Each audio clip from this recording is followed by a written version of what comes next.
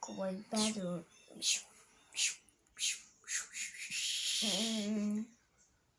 Alright, tonight we're gonna read Magic Treehouse number 12. Polar Bears Past Bedtime by Mary Pope Osborne. Ready? Ready? Okay. Ready.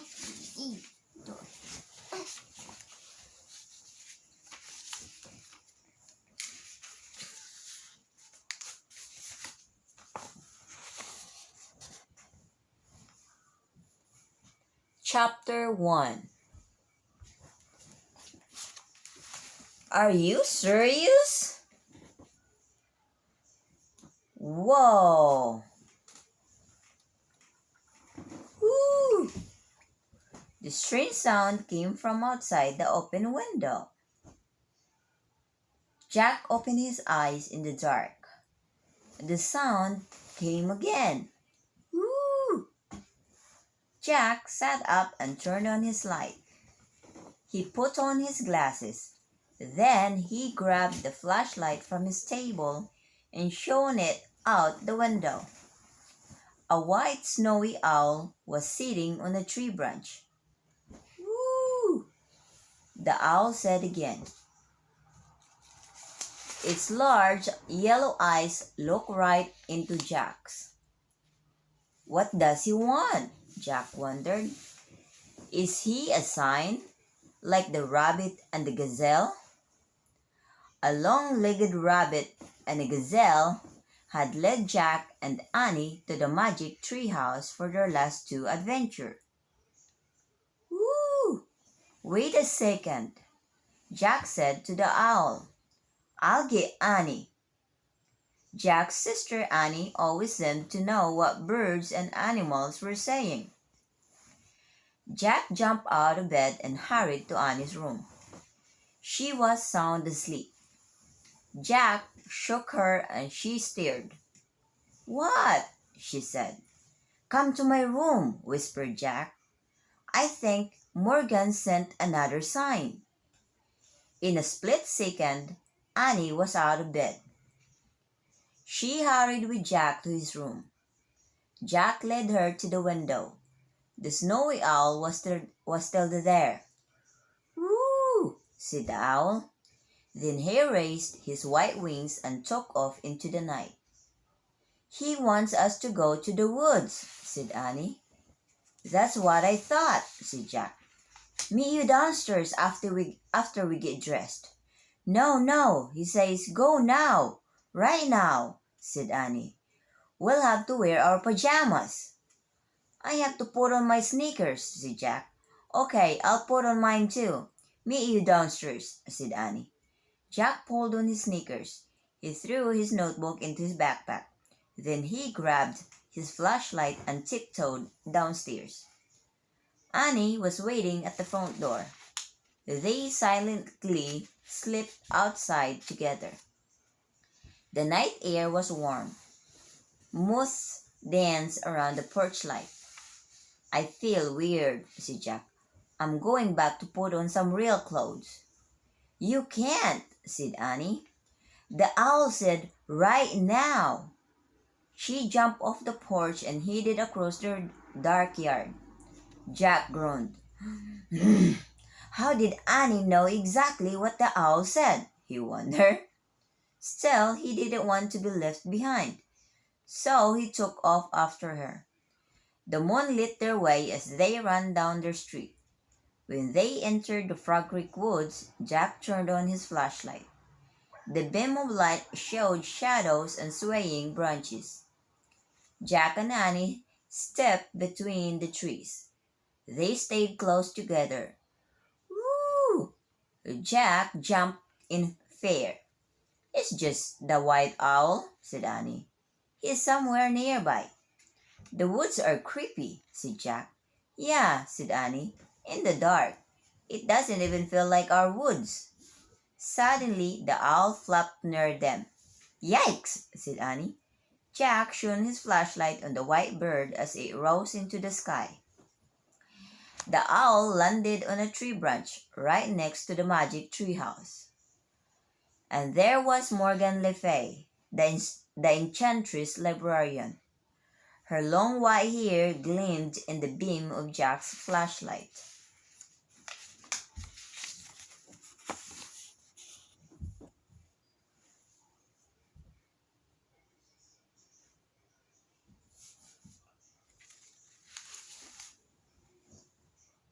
"Hello, Morgan. Hello," Morgan called softly in a soothing voice. "Climb up." Jack used his flashlight to find the rope ladder.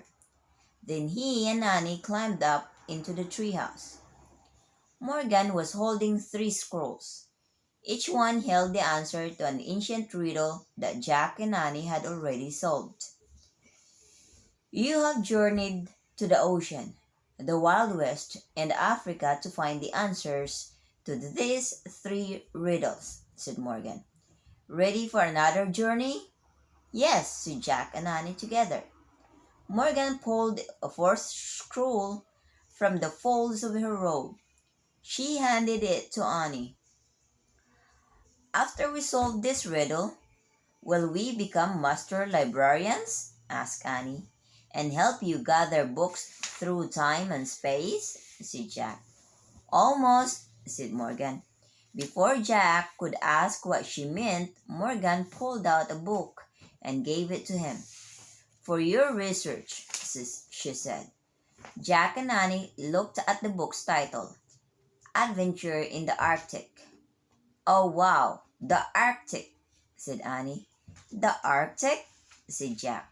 He turned to Morgan. "Are you serious?" "Indeed I am," she said. "And you must hurry." "I wish we could go there," said Annie, pointing at the cover. Wait, a minute, we'll freeze to death," said Jack. "Fear not," said Morgan. "I am sending someone to meet you." The wind started to blow. "Meet us who?" said Jack. "Woo!" said the snowy owl. Before Morgan could answer, the tree house started to spin.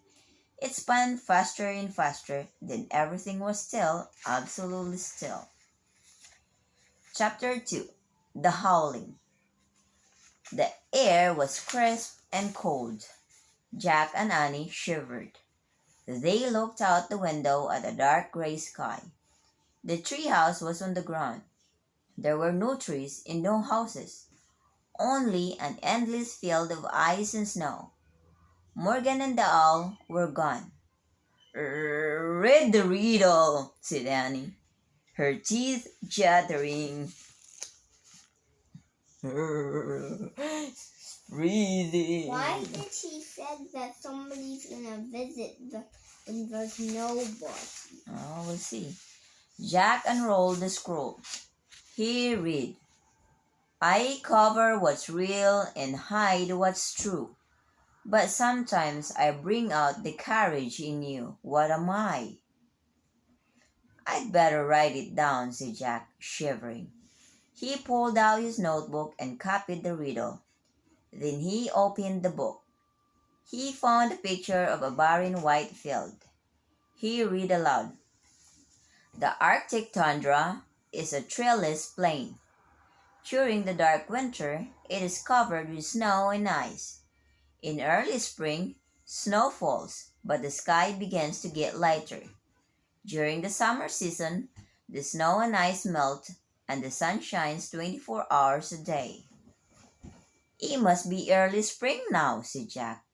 "There's snow, but the sky is a little light." He turned the page. There was a picture of a man wearing a hooded coat with fur trim. "Look at this guy," said Jack. He showed Annie the picture. "We need his coat," said Annie. "Yeah," said Jack. "Listen to this," he read aloud. "This seal hunter wears sealskin clothing to protect him from icy winds. Before modern times, native people of the Arctic lived by hunting seals, caribou, polar bears, and whales." Jack took out his notebook. He wrote, the Arctic. Seal hunters wear sealskin. He was too cold to ride anymore. He clutched his pack against his chest and blew on his fingers.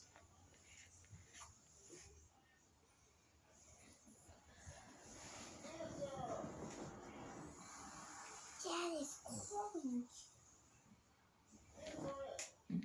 No.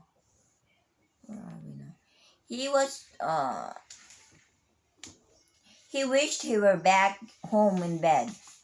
Morgan said someone was coming to meet us, said Annie. If they don't come soon, we'll freeze to death, said Jack. It's getting darker and colder. Shh, listen, said Annie. A howling sound came from the distance. Then more howling sounds and more. What's that? Said Jack. They looked out the window. Snow was falling now. It was hard to see. The howling grew louder. It was mixed with yipping and yelping noises. Jack and Annie saw dark shapes coming through the snow. They seemed to be running toward the treehouse. Wolves? Said Annie. Great, that's all we need, said Jack. We're freezing, and now a pack of wolves is coming for us. Jack pulled Annie into the corner of the treehouse. They huddled close together. The howling got louder and louder. It sounded as if the wolves were circling the treehouse. They whined and yelped. Jack couldn't stand it any longer. He grabbed the Arctic book. Maybe this can help us, he said. He searched for a picture of wolves. Oh, hi, Annie said. Jack looked up. He caught his breath. A man was looking through the treehouse window. His face was surrounded by fur. He was the seal hunter from the Arctic book. Chapter 3. Mush. Did you come with the wolves? Asked Annie. The seal hunter looked puzzled. Did Morgan send you to us? Said Jack. I had a dream, the man said. You were in it. You needed help. Annie smiled. Morgan sends dreams sometimes, she said. We came in Morgan's treehouse.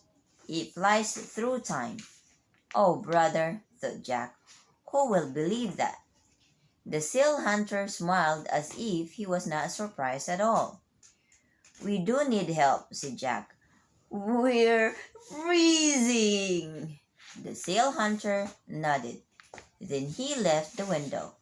He returned a moment later with two small parkas like his own.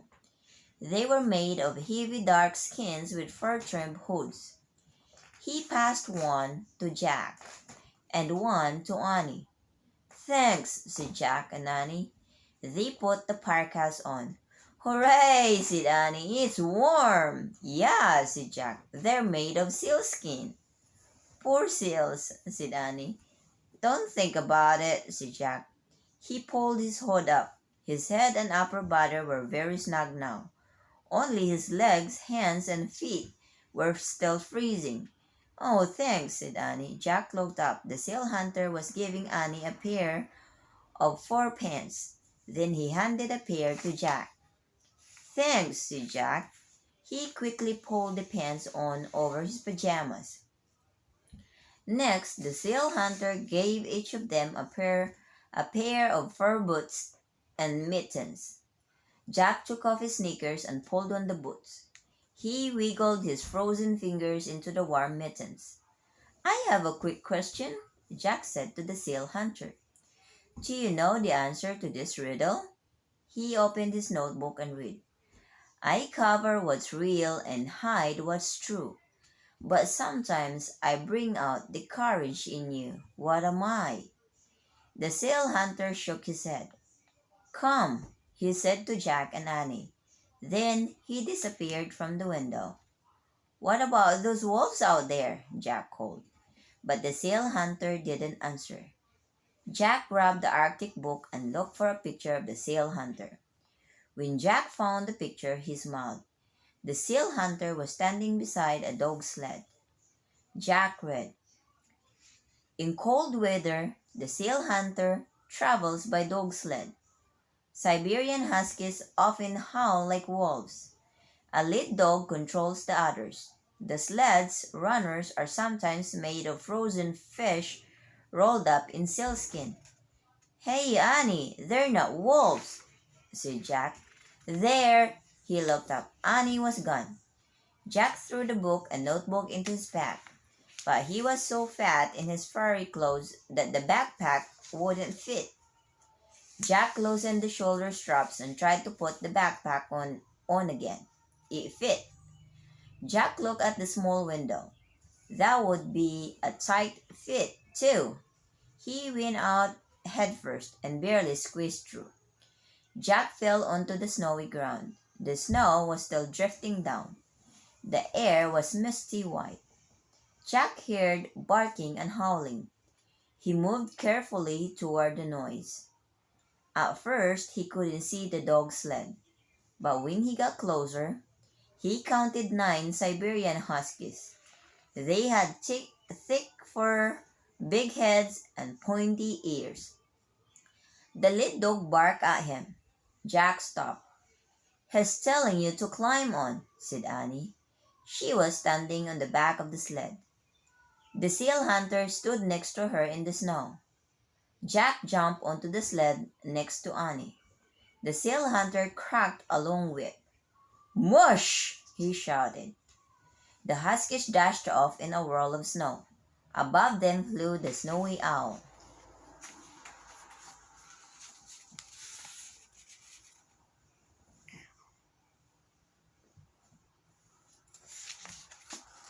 Chapter 4 Snow House. The dog sled skimmed silently over the frozen tundra. The seal hunter ran alongside it. Sometimes he cracked his whip against the ice.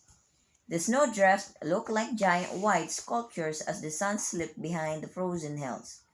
Then a full orange moon rose in the sky. The moonlight lit a small, rounded igloo in the front of them. The dog slowed, then stopped. Jack stepped off the sled. Annie went to help unhitch the dogs. Jack took his book out and read about igloos. The word igloo means house in the language of native Arctic people. The house is built with blocks of snow. Dry snow is good wall material because it keeps in the heat. The temperature inside an igloo can be 65 degrees, warmer than the temperature outside. Jack took out his notebook. He pulled off his mitten just long enough to write. Igloo means house. Come on, Jack, said Annie. Mom. She and the seal hunter were waiting for him in front of the igloo. The dogs were leashed together outside. Jack hurried to join them.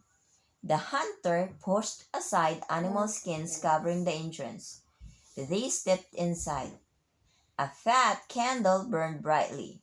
Shadows danced on walls of ice and snow. Jack and Annie sat on a fur-covered platform. They watched as the seal hunter moved about. First, he lit a small stove. Then he slipped outside. He came back with a snowball and chunks of frozen meat. He put the snowball in a pot over the stove. Then he added the meat. What's he making? Asked Annie. Jack pulled out his book and found a picture of the hunter cooking. He and Annie read the words silently. There was a time when nearly all of the Arctic people's food and clothing and tools came from Arctic animals, especially the seal. Nearly every part of the seal could be eaten. Lamps were fueled with seal fat. Clothing was made from sealskin, and knives and needles were curved from seal bones. He must be boiling seal meat, said Jack. The poor seals, said Annie. The seal hunter looked up. They are not poor, he said. They help us because they know we would die without them. Oh, said Annie. In return, we always thank the animal spirits, said the seal hunter. How do you do that? Said Jack.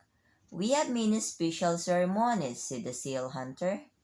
He reached under the fur-covered platform and took out 2 wooden masks. Soon, there will be a ceremony to honor the spirit of the polar bear, he said. I carved this mask for the ceremony. Polar bears? Said Annie.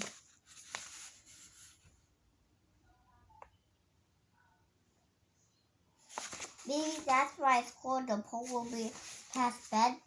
Mm-hmm. Yes, said the hunter. Just as the seal has given us many gifts, so has the polar bear. Like what? Said Jack. Long ago, the polar bear taught us how to live in the ice and snow, said the seal hunter. Taught you? Said Jack. I mean, can you give us some facts? The seal hunter smiled. Yes, he said. A polar bear catches a seal when the seal comes up to breathe through a hole in the ice. The oldest seal hunters watched the polar bear and learned. This is how my father taught me to hunt seal, as his father taught him. That's a good fact, said Jack. The very first of my people learned to make igloos from polar bears, said the hunter. Polar bears build snow houses by digging caves in the drifts. Another good fact, said Jack. Sometimes the polar bear can even teach people to fly, said the seal hunter. That's an amazing fact, said Annie. Jack smiled. The rest sounded like true facts, he said, but I know that's pretend. The hunter just laughed, then turned back to his cooking. That's why he wasn't surprised to hear about the treehouse, Jack thought. If he believes polar bears can fly, he probably would believe anything. The seal hunter lifted the chunks of boiled seal out of his pot. He dropped them into a wooden bucket and gave it to Annie. Let's feed the dogs, he said. Oh boy, said Annie. She followed the hunter outside swinging the bucket. Jack quickly threw his notebook and the Arctic book into his pack. He started to follow them. Then his gaze fell on the 2 bear masks. He picked them up to get a better look. Each was curved in the shape of a polar bear's face with a blunt nose and roundish ears. There were 2 holes for eyes and a strap to hold it on your head. Suddenly, howls split the air. The dogs were barking and growling. Annie squealed. Are the dogs attacking her? Jack wondered. Annie! Still holding the bear mask, Jack charged out of the igloo. Chapter 5. You're it! The dogs were barking wildly at 2 small creatures playing in the moonlight. Polar bear babies, cried Annie. One roly-poly cub leaped onto the other. Then they both rolled through the snow. Hi, little bears, Annie called. The cubs jumped up and shook themselves like wet puppies. Then they scampered toward Annie, who rushed to greet them. Hi, hi, hi, she called. Wait, shouted Jack. Where's their mother? He looked around for the mother bear, but she was nowhere in sight. Maybe they're orphans, he thought. Jack looked back at Annie. She was wrestling with the little bears in the snow. She was laughing so hard that she couldn't stand.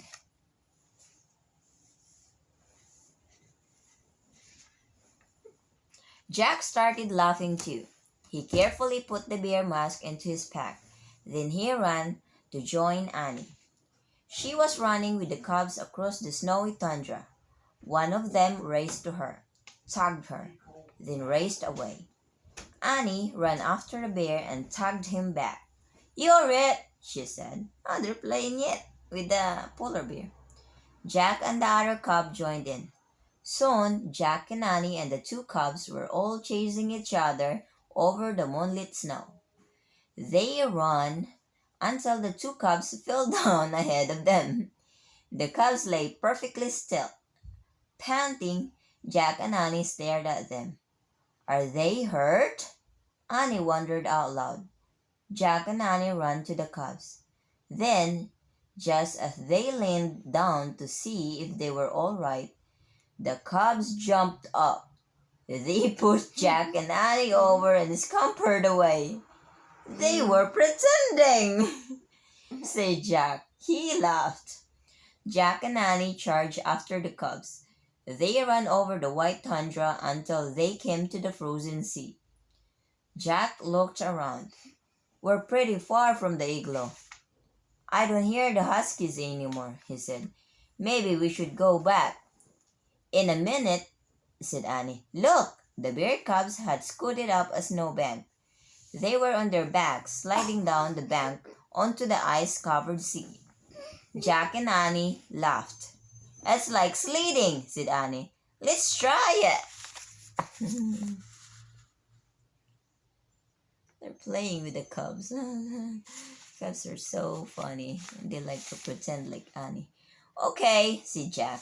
But then we have to go back. Jack followed Annie up the snowbank. He clutched his pack in his arms.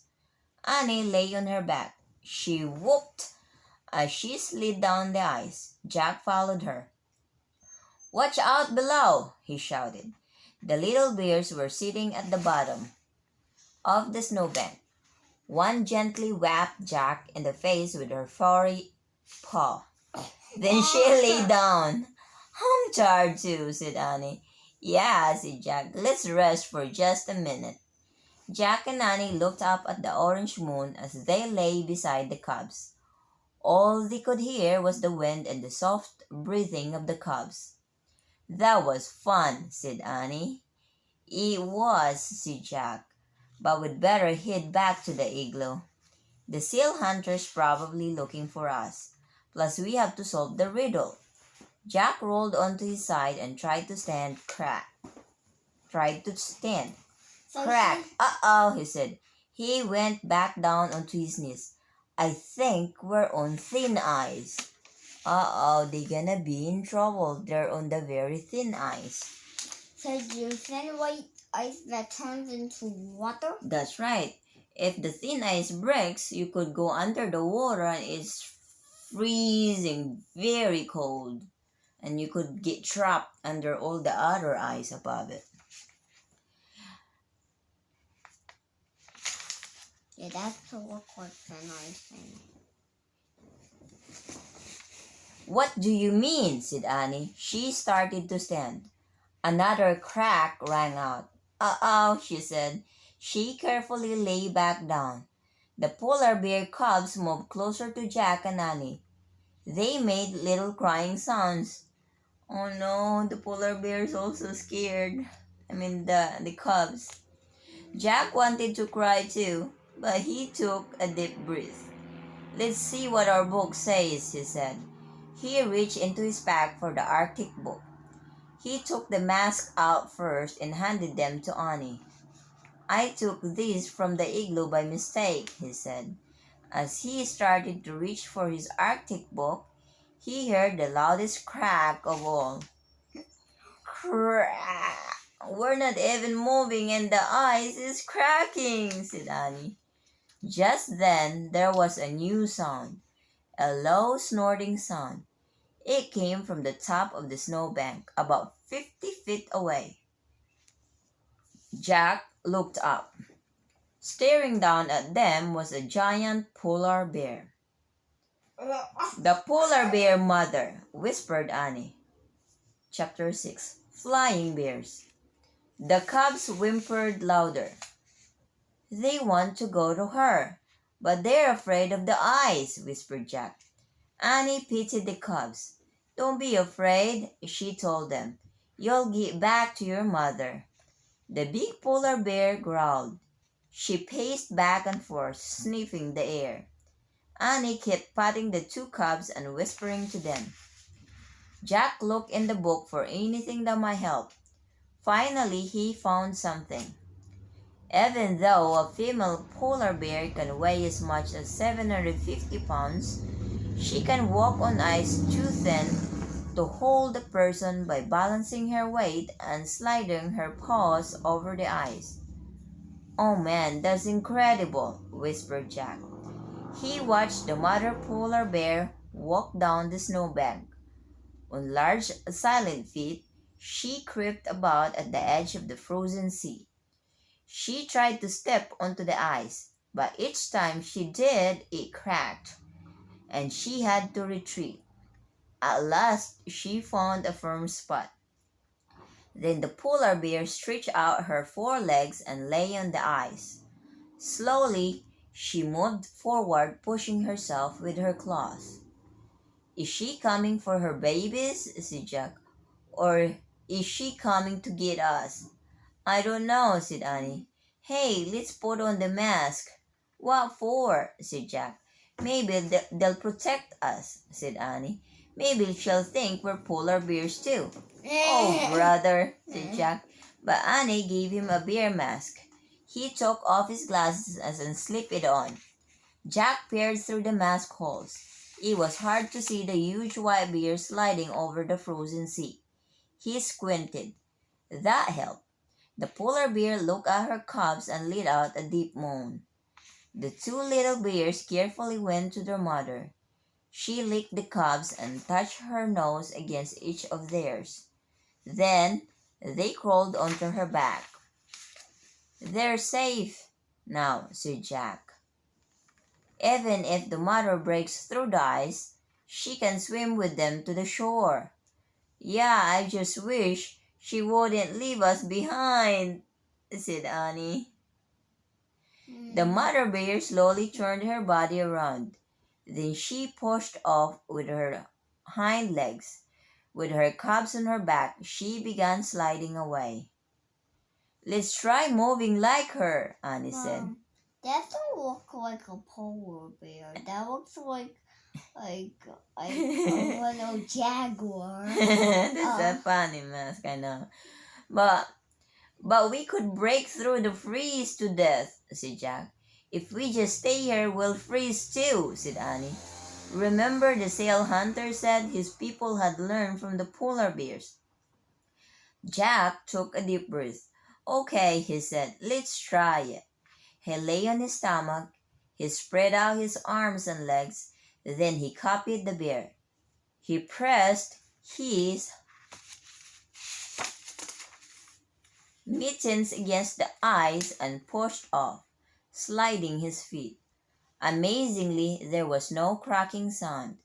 Grrr, he growled, and he pushed off again. Jack heard Annie sliding behind him. He kept going. He pushed and slid. He pushed again and slid again. He made the movements over and over until something happened. He didn't feel like a boy anymore. He felt like a polar bear. Then Jack felt something even stranger. He felt like a flying polar bear. Jack rolled along as if his arms and legs were giant wings, and the moonlit sea eyes were a glassy sky. Why does he think he's a flying polar bear? He remembered what the seal hunter had said. Polar bears can fly. Chapter 7. Spirit Lights. Jack, you can get up now, said Annie. Jack opened his eyes. Annie was standing over him. She still had her mask on. We're on safe ground, she said. Jack felt as if he'd been dreaming. He looked around. They had reached the tundra at the edge of the frozen sea. The cubs were romping in the distance, but their mother was sitting nearby, gazing at Jack and Annie. She waited to make sure we were safe, said Annie. Jack stared at the polar bear in awe. The words of the seal hunter came back to him. Always thank the animal spirits. We should thank the polar bear spirits now, he said. Of course, said Annie. Jack scrambled to his feet, still wearing his bear mask. He stood before the polar bear and pressed his hands together. We thank you, he said, bowing. Yes, we thank you forever, said Annie, also bowing. We thank you beyond the moon and the stars, said Jack, and beyond the deepest sea, Annie added. Then she threw out her arms and twirled around. Jack did the same. They both danced around in the snow, honoring the bear. Finally, they stopped and bowed one last time. When they looked up, the polar bear rose up on her hind legs. She was twice as tall as Jack. She lowered her huge head as if she were bowing back to them. At that moment, the sky exploded. The night became a giant swirl of red, green, and purple lights. It looked like a genie coming out of a magic lamp. The sight took Jack's breath away. He stared in wonder as the dazzling lights lit the tundra. "Is it the polar bear spirit?" Annie asked in a hushed voice. As far as Jack could see, the sky and snow shimmered. Even the bird's fur shimmered in the strange light. "No, it's not a spirit," said Jack. "There's got to be a scientific reason. I'll find out." Shaking, he reached into his backpack and pulled out the Arctic book. He took off his bear mask and put on his glasses. By the greenish glow, Jack found a picture of the skylights. The picture didn't come close to the real thing, he read aloud. "One of the most amazing sights in the Arctic is the northern lights. The swirl of light is caused by electrically charged particles from the sun striking atoms and molecules in the Earth's atmosphere." "See, there is a scientific reason," said Jack. "It's not the spirits." Then suddenly all the dancing lights were gone, as if someone had blown out a candle. The magic had ended.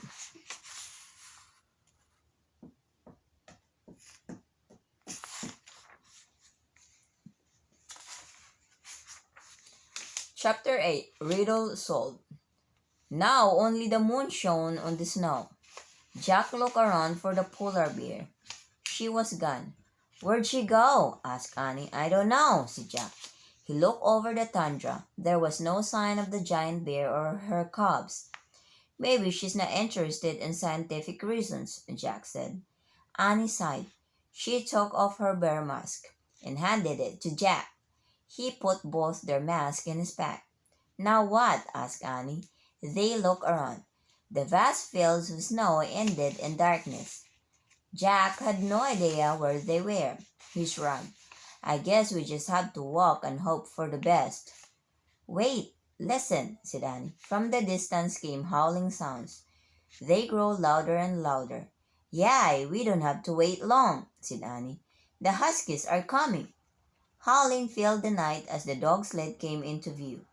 The seal hunter was running beside it.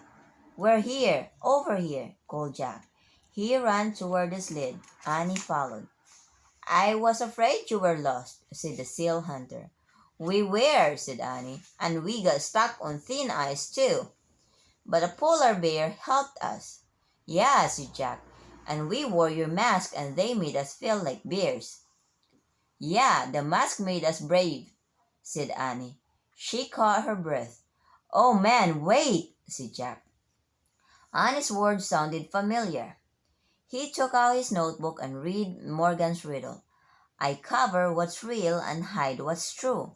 But sometimes I bring out the courage in you. What am I?" A bear. "A mask!" What? Remember they were wearing the polar bear mask and they felt like they were a polar bear? "A mask!" Jack and Annie said together. The seal hunter smiled. "You knew," said Annie. "It was for you to discover," said the seal hunter. "Not me." Jack pulled the bear mask out of his backpack. "Here," he said. "Thanks a lot." The hunter took the mask and put them inside his parka. "We can go home now," said Jack. "Do you mind taking us back to the treehouse?" said Annie. The seal hunter shook his head. "Climb on," he said. Jack and Annie climbed onto the dog sled. "Mush!" said the seal hunter. "Mush!" said Annie. "Mush!" said Jack. Snow began to fall as they took off across the dark ice. Chapter 9. Oh no, one more. By the time the dog sled arrived at the treehouse, the snowstorm had become a blizzard. "Can you wait just a minute?" Jack asked the seal hunter. "So we can check something." The hunter nodded. His dogs whined as Jack and Annie climbed through the treehouse window. Jack grabbed the scroll that held the riddle. He unrolled it. The riddle was gone. In its place was one shimmering word, mask. "We did it," said Annie. "The treehouse will take us home now." "Great," said Jack. "Let's say goodbye to the seal hunter and gave him back his clothes." When I saw it, I thought it was a polar bear. It was the mask they were wearing. They quickly pulled off their sealskin clothing and their boots. "Thanks for letting us borrow these," Jack called through the window. The seal hunter walked to the treehouse and took the clothes from Jack and Annie. They stood shivering in their pajamas and bare feet. "Thanks for everything," said Annie, her teeth chattering. The seal hunter gave them a wave. Then he walked through the swirling snow to his sled. "Mush!" he shouted. The dogs shook off the stormy night. "Let's get out of here," said Jack. He hugged himself. "Before we freeze to death." Annie grabbed the Pennsylvania book that always took them home. She pointed to a picture of the Frog Creek woods. "I wish we could go there," she said. They waited for the treehouse to start spinning. Nothing happened. Jack shivered. "I wish we could go there," Annie said again. Again, nothing happened. Uh-oh. "What's going on?" said Jack. He looked around the treehouse. The 4 scrolls with the solved riddle answers were in the corner. Then he saw it. A 5th scroll. Oh. Where did that come from?" he said. Jack No. grabbed it and unrolled it.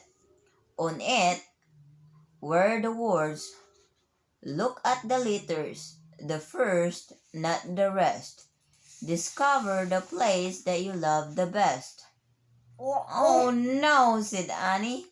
"Another riddle." Okay. Let's stay calm," Jack said, shivering. "Look at the letters. The first, not the rest.